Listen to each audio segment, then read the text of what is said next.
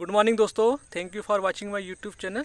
दोस्तों आज हम एक बहुत महत्वपूर्ण मुद्दे पे बात करने जा रहे हैं कि जो संस्कार, आचरण और व्यवहार, ये तीन शब्द जो होते हैं, ये तीन शब्द हमारे मनुष्य के बचपन से लेके उसके पूरे जीवन तक ये बहुत महत्वपूर्ण रोल प्ले करते हैं हमारे लाइफ को डेवलप करने में। और ये सबसे ज़्यादा इन तीन शब्दों को समझना माता पिताओं के लिए बहुत आवश्यक होता है। यदि अपने बच्चे की अच्छी परवरिश करना चाहते हैं तो वे तीन चीज़ों पे विशेषकर ध्यान देना चाहिए। तो दोस्तों यदि आप इस चैनल पे नए हैं तो इसको सब्सक्राइब कर दीजिए और इस वीडियो के अंत तक बनिए ताकि आपको समझ आए कि हमारा जो टॉपिक है वो किस दिशा की ओर जा रहा है और उसका क्या कंक्लूज़न है और हमारे लाइफ में उसके क्या मायने रखते हैं। तो दोस्तों सबसे पहले हम स्टार्ट करते हैं कि जो सबसे पहला वर्ड होता है हमारे लाइफ में, संस्कार। दोस्तों संस्कार एक ऐसा होता है कि जब बच्चा पैदा होता है तो बच्चा धीरे धीरे ग्रेजुअली वो ग्रोथ करता है, तो माता पिता उस बच्चे को एक मोरालिटी, नैतिकता के आधार पे उसको शिक्षा देते हैं और वो शिक्षा हमेशा आउटर वर्ल्ड की होती है, यानी एक कर्म बेस की होती है। यानी वो शिक्षा जो मान्यताओं, परंपराओं, कल्पनाओं, धारणाओं या पूर्वाग्रहों के आधार पे होती है। तो माता पिता उसी के आधार पे उस नए बच्चे को नैतिकता की शिक्षा देते हैं। और दोस्तों बच्चा भी अपने लाइफ में, अपने जीवन में उसी नैतिकता के आधार पे जो दादा दादी, चाचा, फूफा, नानी, उनके जो दी गई शिक्षा जो रहती है, जो मान्यता, परंपरा बेस्ड जो शिक्षा रहती है, जो संस्कार रहते हैं, उसी को अपने जीवन में आचरण बनाने लगता है, यानी वो कैरेक्टर के रूप में उसको यूज़ करने लगता है। और कैरेक्टर हमेशा क्या होते हैं, माता पिता की शिक्षा होती है कि बच्चे ईर्ष्या नहीं करना चाहिए, क्रोध नहीं करना चाहिए, लालच नहीं करना चाहिए, आपको बड़ों के प्रति आदर करना चाहिए, आपको बुरी आदतों में नहीं फंसना चाहिए, आपको ज़्यादा कामनाएं नहीं करना चाहिए, ऊंचे ऊंचे ख्वाब नहीं देखना चाहिए, आपको बुरे लोगों की संगत में नहीं रहना चाहिए। यानी तमाम तरह की जो बच्चों में एक नैतिकता के गुण बाहरी साइड से उस बच्चे के अंदर वो इम्प्लांटेड करने की कोशिश करते हैं और बच्चे के लाइफ को नर्चर करने की कोशिश करते हैं। और दोस्तों स्वाभाविक है, हम जो साइकोसोमेट्रिक है, तो जो ज्ञान हमें मिलता है वो हमारे ब्रेन के न्यूरॉन्स उसी के आधार पे वो हमारे इस ब्रेन की कोशिकाओं में स्मृति के रूप में संचित होने लगता है और धीरे धीरे फिर वो यही जो हमारे आचरण होते हैं, ये हमारे व्यवहारिक जीवन में फिर ये परिलक्षित होने लगते हैं। यही आचरण जो होते हैं, यही यानी जो संस्कार मिला और संस्कार फिर वो आचरण में परिवर्तित होने लगते हैं और ये आचरण हमारे बिहेवियर बन जाते हैं। हम इसी के आधार पे अपना बिहेव करने लग जाते हैं और क्योंकि हमारे दादा दादी ने हमें सिखाया कि लड़ाई झगड़ा करना बुरी बात है, क्रोध करना बुरी बात है, चोरी करना बुरी बात है, लालच करना बुरी बात है, गलत संगत में बैठना बुरी बात है, गलत चीज़ों को खाना बुरी बात है। यानी तमाम तरीके के जो संस्कार माता पिताओं ने हमारे अंदर उस बच्चे के अंदर भर देते हैं, तो वो बच्चे का एक मानसिक मॉडल तैयार हो जाता है और बच्चा भी उसी के आधार पे फिर वो अपना बिहेव करने लगता है ना, व्यवहार संसार में व्यवहार करने लगता है। तो दोस्तों इस तरीके से हमारे जो आचरण है, ये हमारे जो संस्कार है, सबसे पहले हमारे संस्कार आते हैं। संस्कार हमारी दादा दादी की पूरी मान्यता, परंपराओं से आते हैं और हमारी नैतिकता से आते हैं। बाहरी नैतिकता से उस बच्चे के अंदर सबसे पहले संस्कार आते हैं, फिर उसके आधार पे उसको आचरण दिया जाता है और उसको समझाया जाता है और कि ऐसा करो, ऐसा न करो, ऐसा करो न ऐसा न करो, उसके आधार पे उसके व्यवहार बनते हैं। तो दोस्तों ये हमारा एक आउटर वर्ल्ड से उस बच्चे के ऊपर इम्प्लांटेड किया जाता है, यानी सुपर इम्पोज किया जाता है। ये नैतिकता के गुण, सामाजिकता के गुण और संस्कार के गुण जो बाहरी वातावरण से आते हैं। लेकिन दोस्तों कई बार ऐसा होता है कि बच्चे इसी पैटर्न पे चलते हैं और इसी पैटर्न पे चलते चलते वो ऐसा बुरी तरह से फंसने लगते हैं, किसी बैड हैबिट में फंस जाएंगे। आप देखते हो कि वातावरण में कोई बच्चा इस सब चीज़ के बावजूद भी वो किसी अपोजिट जेंडर के काम वासना में फंस जाता है। कोई बच्चा गुटखा, बीड़ी, सिगरेट, तंबाकू की आदतों में फंस जाता है। कोई बच्चा हिंसा, लड़ाई झगड़े में फंस जाता है, कोई बच्चा चोरी में फंस जाता है, कोई बच्चा बड़ों का आदर नहीं करता, किसी के अंदर मतलब बात बात में चिड़चिड़ाहट की होने लगती, क्रोध करने लगता है। यानी ये जो तमाम तरीके की मोह में ग्रसित हो जाता है, विक्षिप्तता में आ जाता है।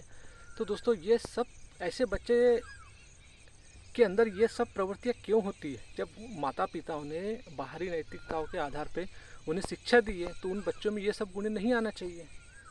तो दोस्तों इसका भगवान श्री कृष्ण 3 अध्याय के 26वें श्लोक में अर्जुन से कहते हैं कि ज्ञानी पुरुष कर्म में आसक्त होकर अज्ञानियों को ज्ञान देते हैं और अज्ञानियों को निष्कामता का पाठ पढ़ाते हैं। कि जो व्यक्ति स्वयं को नहीं जानते और अपने कर्म के आधार पर दूसरों को ज्ञान देते हैं, यानी नैतिकता का ज्ञान देते हैं, वो व्यक्ति बहुत बड़े घातक होते हैं, क्योंकि स्वयं को भी नहीं जानते और अपने मोरालिटी के आधार पे उस अज्ञानी व्यक्ति को ज्ञान देते हैं, निष्कामता का पाठ पढ़ाते हैं, जो उसके लिए बहुत खतरनाक होता है। तो दोस्तों हम अपने स्वयं को नहीं जानते कि हम कौन हैं और हमारे अंदर की जो आंतरिक गतिविधियों को हम नहीं जानते, हम अपने कॉग्निटिव साइंस को नहीं जानते और हम अपने न्यूरो साइंस को नहीं जानते। तो हम अपनी फिजिकली संरचना को नहीं जानते और हम अपनी मेंटल संरचना को नहीं जानते और हम स्पिरिचुअलिटी को नहीं जानते। तो इस वजह से हमारे अंदर ये सारी परेशानियां आती है, हम स्वयं को नहीं जानते। तो दोस्तों जिस भी बच्चे के अंदर, क्योंकि जो बच्चा देखिए एक बाहरी नैतिकता होती है कि बाहर के आधार पे आप किसी को ट्रेंड किया जा सकता है। दोस्तों इसी बाहर के आधार पे आप जो पेट एनिमल जो होते हैं, जो पालतू पशु होते हैं, उसको भी आप इसी तरह से ट्रेंड कर सकते हैं। जैसे कुत्ते होते हैं, आप उसको नैतिकता के पाठ पढ़ा सकते हैं तो कुत्ते भी सीख जाते हैं। तोता पैरट जो होता है उसको भी सिखाते तो वो भी सीख जाता है। तो दोस्तों हम साइकोसोमोट्रिक है, तो हम जो दिखता है उसी के आधार पे हम सीखने लगते हैं, हम एक पैटर्न में सीखने लगते हैं। ये हमारे एक पैटर्न होते हैं और ये पैटर्न के आधार पे हम लाइफ को सर्वाइव कर सकते हैं। लेकिन दोस्तों हमारे मनुष्य की एक रियलिटी इससे जस्ट डिफरेंट है, जस्ट अपोजिट है।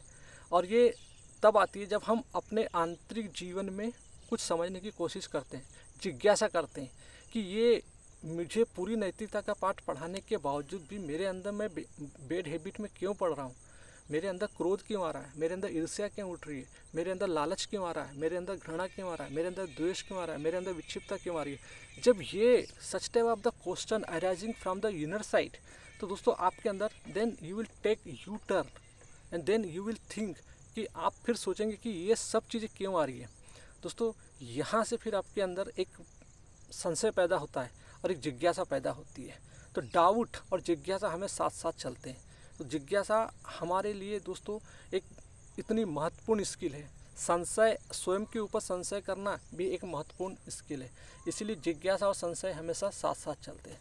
तो दोस्तों जब तक हम अपने ऊपर संशय नहीं करेंगे कि मेरी आदतें क्यों बिगड़ते जा रही है, क्यों मैं दोस्तों के ट्रैप में फंसते जा रहा हूँ, क्यों मेरा माइंड पढ़ाई से डिस्ट्रैक्ट हो रहा है, क्यों मैं अपने पूर्वजों की बातों को मान रहा हूँ, ये नहीं, और इनकी बातों को मानने के बाद भी मेरा जीवन क्यों परिवर्तन नहीं हो रहा है, तो बाहरी नैतिकता मेरे जीवन को क्यों परिवर्तित नहीं कर रही है।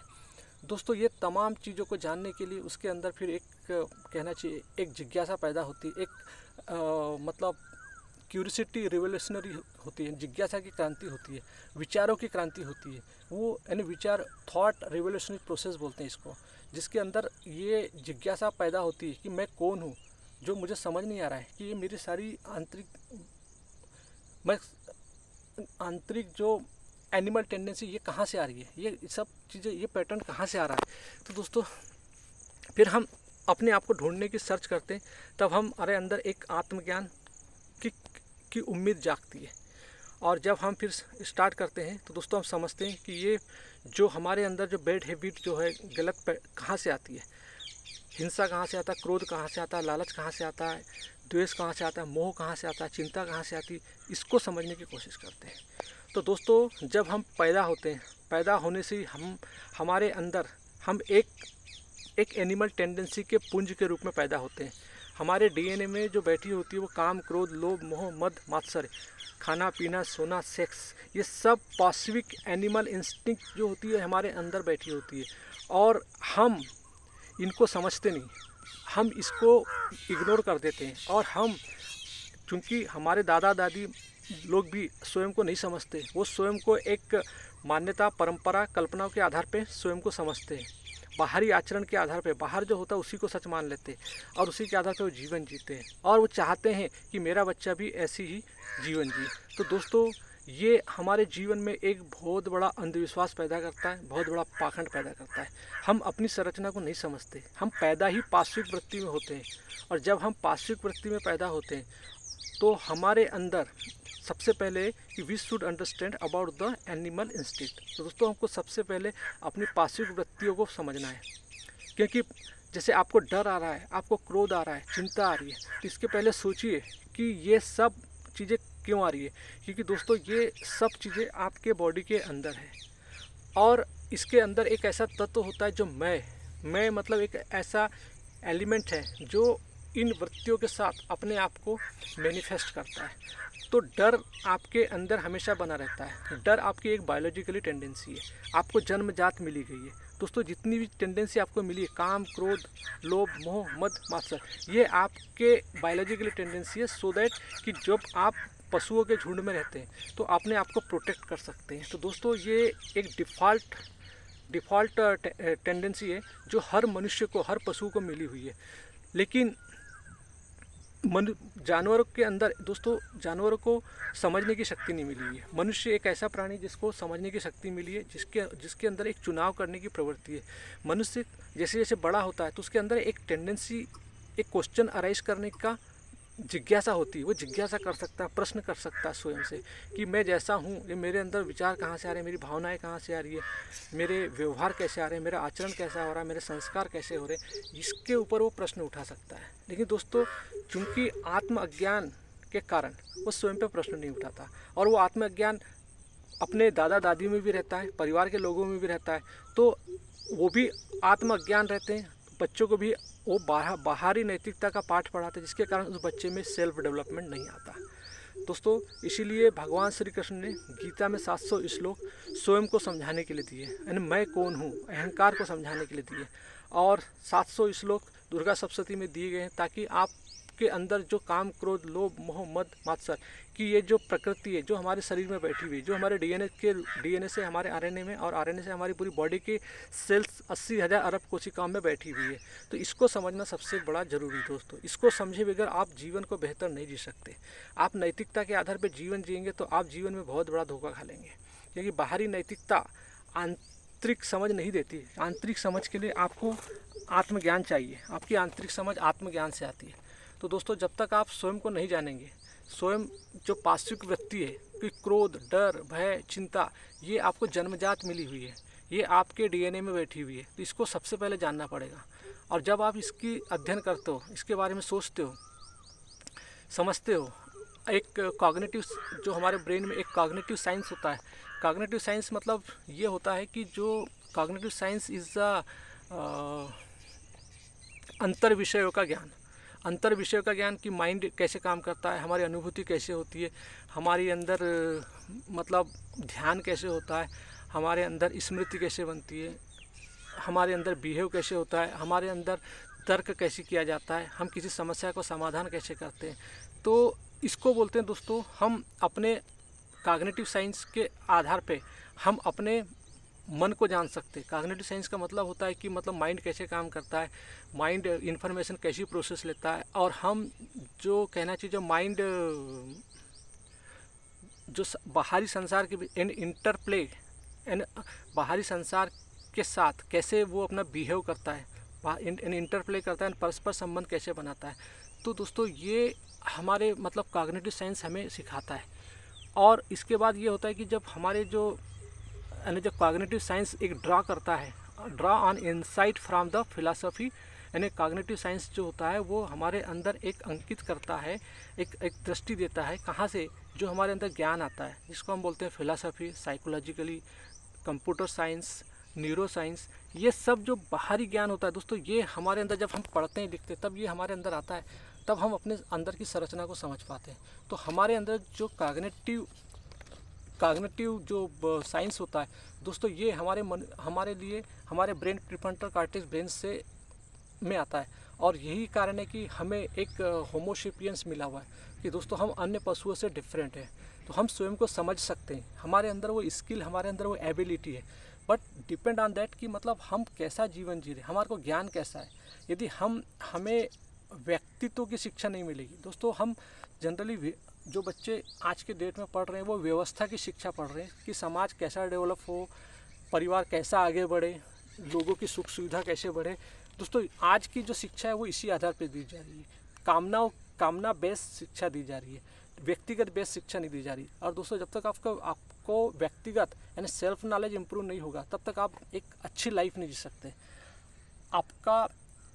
आपके जो संस्कार हैं, यदि आप स्वयं को जानने लगते हैं, स्वयं को समझने लगते हैं, तो दोस्तों आप जो कामना कर रहे हैं और बेहतर कामना कर सकते हैं। क्योंकि कामना तो आपको करना है, बगैर कामना के तो आप उच्चतम को नहीं पा सकते। जो आपके अंदर की क्षुद्रता को मिटाने के लिए भी आपको कामना ही करनी पड़ेगी।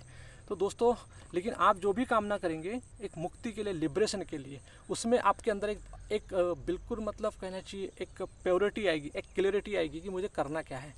तो दोस्तों जब हम अपने आंतरिक वृत्तियों को पहचानते हैं आत्मज्ञान के द्वारा। आत्मज्ञान आता है आत्म अवलोकन और आत्मचिंतन, सेल्फ ऑब्जर्वेशन, सेल्फ रिफ्लेक्शन के आधार पे हमारे अंदर आत्मज्ञान आता है। यानी स्वयं को देखना, मेरे विचार कहाँ से, मेरी भावना कहाँ से आती है, मेरी पार्श्विक वृत्ति कैसे उठती है, लोभ कैसे उठता है, क्रोध कैसे उठता है, ईर्ष्या कैसे उठती है, घृणा कैसे उठती है, द्वेष कैसे उठती है, निंदा कैसे, चुगली कैसे, यानी जो what ever the animal instinct arising from the inner side, तो हमको इनको देखना पड़ता है। दोस्तों स्वयं के प्रति जागना, यानी स्वयं के प्रति देखना ही स्वयं के प्रति युद्ध, यही जीवन है और कुछ नहीं। दोस्तों जब आप इस तरीके से अपने लाइफ को देखने लगते हैं तो आपके अंदर जो एक क्लियरिटी, स्पष्टता आने लगती है, आपके कॉन्शियसनेस में एक निखार आने लगता है। और आपकी कॉन्शियसनेस में जब निखार आने लगता है तो आपके जीवन में निखार आने लगता है।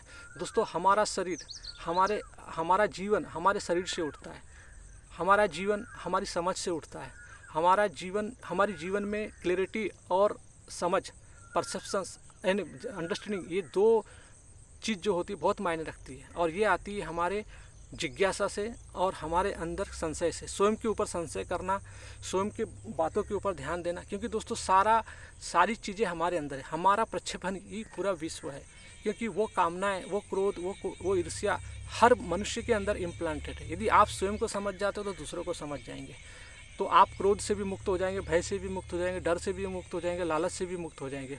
और आप अपने जीवन में कुछ उच्चतम पढ़ाई करना चाहते हैं दोस्तों, तो आप डिस्ट्रैक्ट नहीं होंगे, क्योंकि जब आप स्वयं को समझने लगेंगे आपको पता चल जाएगा कि मेरे क्रोध कहाँ से आ रही है, मेरी ईर्ष्या कहाँ से आ रही है, घृणा कहाँ से आ रही है, द्वेष कहाँ से आ रही है, मेरे अंदर लालच कहाँ से आ रहा है, मेरे अंदर मोह कहाँ से आ रहा है, मेरे अंदर से बैड हैबिट कहाँ से क्रिएट हो रही है, मेरे अंदर आलस्य की प्रवृत्ति कहाँ से आ रही है, मेरे अंदर सकामता की प्रवृत्ति कहाँ से आ रही है, मेरे अंदर बहुत सारी लालच करने की, विलासिता की जाने के अंदर, मेरे अंदर जो कामना हवस की प्रवृत्ति है कि अपोजिट जेंडर को देखकर मेरे अंदर जो हार्मोन्स रिलीज हो रहे हैं, मेरे अंदर एक जो सेक्सुअल ग्लैंड्स से जो अराइजिंग हार्मोन्स होते हैं, यानी तमाम तरह की जो हमारे अंदर जो फिजिकली संरचना है, यदि हम इसको समझने लगते हैं, मेंटल संरचना को समझने लगते हैं तो दोस्तों, और आध्यात्मिक संरचना को समझने लगते हैं, तो हमारे अंदर एक बहुत ज़बरदस्त एक बदलाव आता है।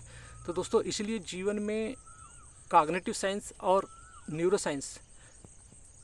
साइंस मतलब जो हमारे हार्डवेयर पार्ट यानी ब्रेन, मस्तिष्क यानी ब्रेन और हमारे स्पाइनल कॉर्ड और नर्व्स, इन तीनों के बीच के संबंधों को समझना आवश्यक होता है।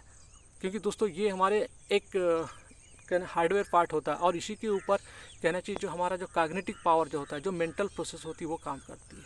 तो दोस्तों जीवन में यदि हम अपने पार्श्विक वृत्ति जो हमारे डीएनए से हम जो पैदा हुए हैं उसको यदि हम समझ जाते हैं तो हम अपने जीवन को बेहतर बना सकते हैं। तो दोस्तों बाहरी नैतिकता आपके जीवन को कभी परिवर्तित नहीं कर सकती, आपको अच्छा जीवन नहीं दे सकती। आपको अच्छा जीवन आत्मज्ञान से आता है और आत्मज्ञान हमेशा आत्म अवलोकन, आत्मचिंतन से आता है।